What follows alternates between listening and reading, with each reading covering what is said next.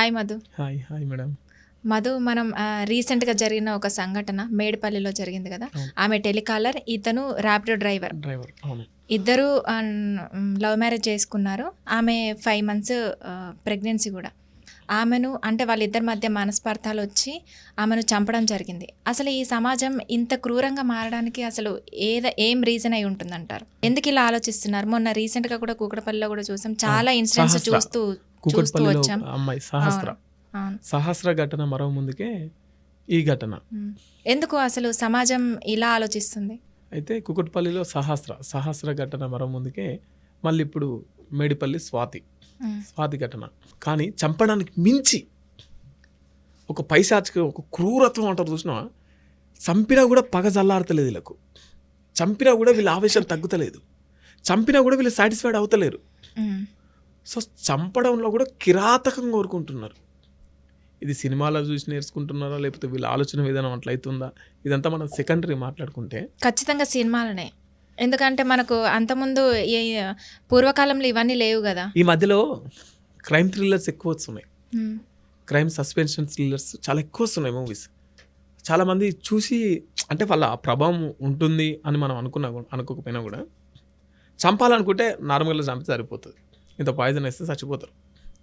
కానీ చంపి తోలు తీసి ముక్కలు నరికి కుక్కర్లు ఉడకబెట్టి షెర్లేసారు ఇంతకుముందుకు అమీన్పూర్ ఘటనలు. సో సేమ్ ఇప్పుడు కూడా స్వాతి అంటామే యాదవ్ సామాజిక వర్గానికి చెందిన ఆమె.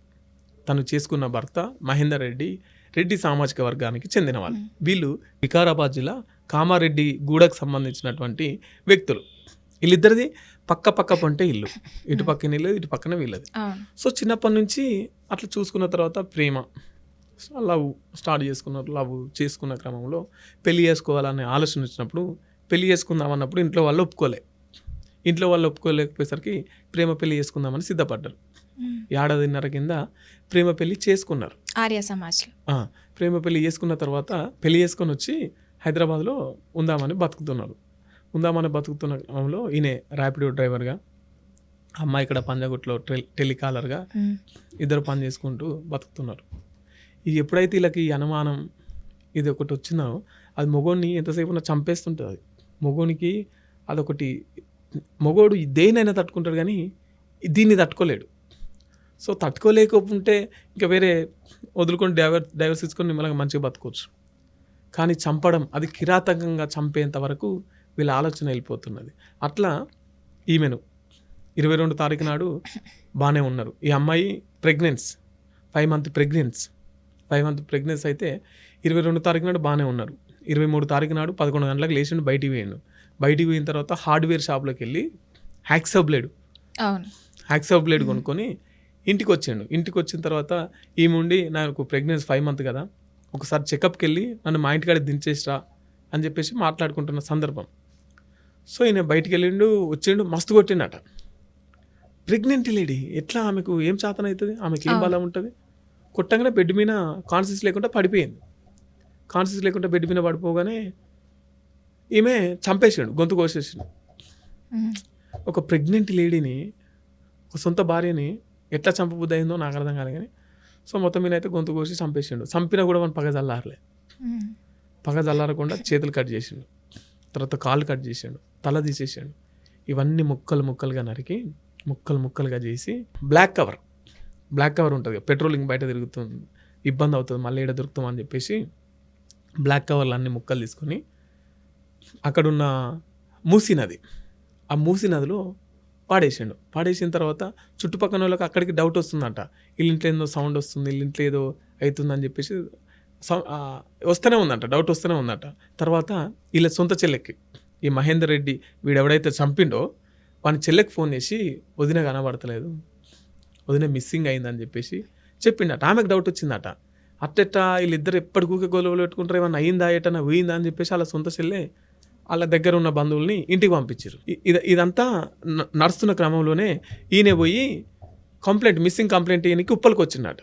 ఉప్పల్కి వస్తే, ఇది ఉప్పల పరిధికి సంబంధించింది కాదు, మీరు మేడిపల్లికి వెళ్ళాలని చెప్పేసి, అది హిల్స్ కాలనీ కదా, అది మేడిపల్లి పరిధిలోకి వస్తుంది, మేడిపల్లి పిఎస్లో మీరు కంప్లైంట్ చేయాలి అని చెప్పేసి మేడిపల్లి పిఎస్లో కంప్లైంట్ చేశారు. మేడిపల్లి పిఎస్లో కంప్లైంట్ చేస్తే పోలీసు వాళ్ళు ఎట్లుంటుంది అంటే ఎవరు కంప్లైంట్ చేస్తారో ఫస్ట్ వాళ్ళ మీదే డౌట్ స్టార్ట్ చేస్తారు, అవును అవును వాళ్ళ మీదే అనుమానం పడతారు ఫస్ట్.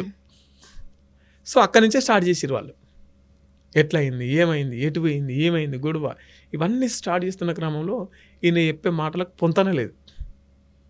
వాళ్ళు అప్పుడే సస్పెక్ట్ చేసారు, ఇతని మీదే మాకు అనుమానం ఉంది అని చెప్పేసి ఇంటికి వెళ్దామని చెప్పేసారు. సస్పెక్ట్ చేసి ఇదంతా ఫ్యాక్ట్ ఫైండింగ్, మళ్ళీ నిజ నిర్ధారణ ఎట్లా. సో పోలీసు వాళ్ళు సీన్ రీకన్స్ట్రక్షన్ చేయడానికి ఇంటికి తీసుకెళ్ళిన తర్వాత వాళ్ళ ఇంట్లో సోదాలు చేస్తున్న ఎట్లా ఏందని తెలుసుకుంటారు కదా. అట్లా ఒక కవర్లో, ఇంకా కవర్ పార్సల్ చేయలే మనోడు, పార్సల్ అయ్యేదో ఉండే, ఆ కవర్ ఎట్లా మర్చిపోయింది ఏందో కానీ అవి చూసినప్పుడు వాళ్ళకు డౌట్ వచ్చి మొత్తం మీద అయితే వాడిని పట్టేసుకున్నారు. వాడిని రిమైండ్ చేసిన తర్వాత వాళ్ళ తల్లిదండ్రులు వీళ్ళు చేసే ఆరోపణ ఏంటంటే, వాళ్ళ తల్లి ఏమంటుందంటే నా బిడ్డను కావాలని చంపిర్రు. వాళ్ళ ఈయనే కాదు, ఈ కుటుంబంలో ఈయనే తల్లి తండ్రి వీళ్ళు కూడా కట్నం కోసం వేధించేవాళ్ళు, నా బిడ్డను కావాల్సుకొని కుట్రపూరితంగానే చంపేసిర్రు అట్లా అని చెప్పేసి వాళ్ళ తల్లి. అప్పటికి వీళ్ళిద్దరి లవ్ మ్యారేజ్కి వీళ్ళ అంగీకారం లేదు, తల్లి వాళ్ళు కూడా వద్దని చెప్పిరట. అప్పటి గొడవలు అయితేనే వాని మీద దాడి కూడా చేసిరట. అప్పటి నుంచి వీళ్ళు ఈమె ఫోన్ చేసి ప్రతి ఒక్కటి చెప్తూనే ఉంటుందట, నన్ను ఇట్లా టార్చర్ చేస్తుంటారని. సో ఇవన్నీ మీడియా ముంగటికి వచ్చిన తర్వాత, సో నిజంగా వీడు గింత క్రూరాత్ముడా, గింత దుర్మార్గుడా. మొన్న DCP madam, Malkajgiri DCP Padmaja madam మొత్తం సీన్ దగ్గరుండి చూసుకొని నిందితునికి ఎటువంటి శిక్ష పడాలి, ఎటువంటి చట్టాలు ఉండాలని చెప్పేసి అన్నీ పకడ్బందీగా ఎఫ్ఐఆర్ చేసి పకడ్బందీగా ఛార్జ్షీట్ వేసి ప్రస్తుతం మనోడు చర్లపల్లి జైల్లో ఊచలు లెక్క పెడుతున్నాడు, కటకటాల పాలు అయి చిప్పకొడు తింటున్నారు. ఇదొక్కటే సంఘటన అనుకుంటే, అటు నారాయణపేట జిల్లాలో కూడా భార్య మీద అనుమానంతో శ్రీశైలం వెళ్దామని చెప్పేసి శ్రీశైలం తీసుకుపోతున్నట. మార్గ మధ్యలోనే ఆమె గొంతు కోసిండు, ఆమె పెట్రోల్ పోసి కాలబెట్టాడు. ఎందుకని? అనుమానంతో. ఓకే, శ్రీశైలం వెళ్దామని మంచిగా నమ్మించిండు, పోత గొంతు కోసేసిండు, కార్లో పెట్రోల్ పోసిండు, తగలబెట్టేసిండు. మళ్ళీ ఇంకా ఇక్కడ ఏదో జరిగింది. సో ఇవి రిపీటెడ్గా ఒక్క రోజులోనే 3 హత్యలు, 3 భయంకరంగా. అంటే సమాజం ఒక్కసారి ఉలిక్కి పడ్డది, ఎందుకు ఇట్లా చంపుతున్నారు. మొన్నటిదాకా మనం చూసుకున్నట్లయితే, అంటే మనం సండే వస్తే కోళ్ళను మేకల్ని ఎట్లా కట్ చేస్తామో అట్లా మనుషులను కూడా కట్ చేస్తున్నారు. అది కిరాతకంగా చంపడం కాదు, పైశాచికతం. ఇది ఈగోకి వెళ్తున్నారా, లేకపోతే అనుమానమా, లేకపోతే పగన, లేకపోతే వీళ్ళు జీర్ణించుకోలేని అదా అర్థమవుతలే. కానీ ఒక్కటే రోజులో 3 భార్యల్ని పొట్టన పెట్టుకున్నాం. మొన్నటిదాకానేమో కిల్లింగ్ వైఫ్స్ అని మాట్లాడుకున్నాం, భార్యలు భర్తల్ని చంపుతున్నారు అని మాట్లాడుకున్నాం.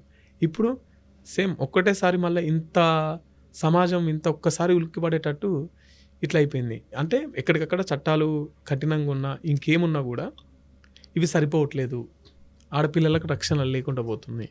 అది పెళ్లి చేసుకున్న ఇప్పుడు బయట రోడ్డు మీద అంటేనేమో వాడి మీద అనుమానం, అంటే కొంచెం భయం ఉంటుంది, జాగ్రత్తలు ఉంటాయి, ఇంకేమన్నా ఉంటాయి, మన సేఫ్టీ మన సెక్యూరిటీ మనకు ఉంటుంది. కానీ ఇంట్లో మొగుడే కదా, అవును, ఇంకెవరిని నమ్ముతాం? ఆడ కూడా రక్షణ లేకపోతే ఎట్లా? రక్షణ ఉండేది అక్కడ, కానీ అక్కడ కూడా రక్షణ లేకపోతే ఎట్లా అని చెప్పేసి యావత్ మహిళా సమాజం అవుతున్నటువంటి పరిస్థితి. ఓకే మధు, అంటే ఇలాంటివి డైలీ మనం చూస్తూనే ఒకటెనకొకటి రోజుకొకటి చూస్తూనే ఉన్నాం.